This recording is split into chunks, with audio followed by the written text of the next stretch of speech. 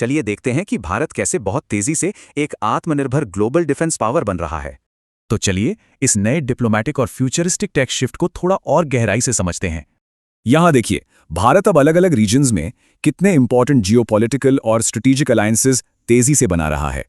जैसे यूएई के साथ ये चर्चा, स्ट्रेट ऑफ हॉर्मस के बाहर सिक्योर एनर्जी रूट्स और पेट्रोलियम रिजर्व पर बात, और वियतनाम के साथ ब्रह्मोस मिसाइल डील पर भी डिस्कशन जारी है, करीब $700 मिलियन की डील।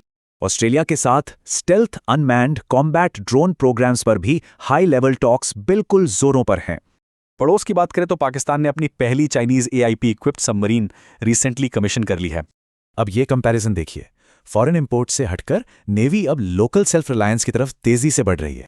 भारत इलेक्ट्रॉनिक्स ने रिसेंटली 84 लाख रुपए की एक नई electronic warfare clean room facility setup की है।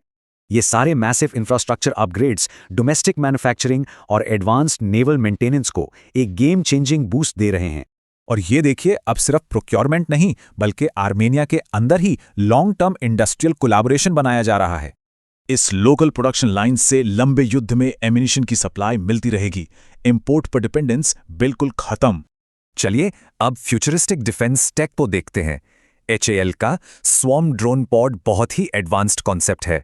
इस सिस्टम से एक साथ 24 low cost smart autonomous drones बहुत ही इजीली लॉन्च किए जा सकते हैं। इन ड्रोनों में 8 किलो के वॉरहेड्स होते हैं जो पायलट्स को सेफ रखकर एनिमी रडार्स उड़ाते हैं। सीक्वेंस बिल्कुल क्लियर है, एनिमी रेंज के बाहर रिलीज, फिर ऑटोनॉमस लॉइटरिंग और सीधा उनके मिसाइल डिफेंसेस पर अटैक। तो सबसे मेन पॉइंट ये है, सुदर्शन चक्र जैसा massive ballistic missile defence grid 2040 तक आएगा। ये सभी फ्यूचरिस्टिक लेयर्स, स्पेस ट्रैकिंग और इंटरसेप्टर्स को मिलाकर एक fully integrated national defence grid तैयार करेंगे। सवाल ये है कि जब ये शील्ड 2040 में एक्टिव होगी, तब ग्लोबल पावर बैलेंस कैसा होगा?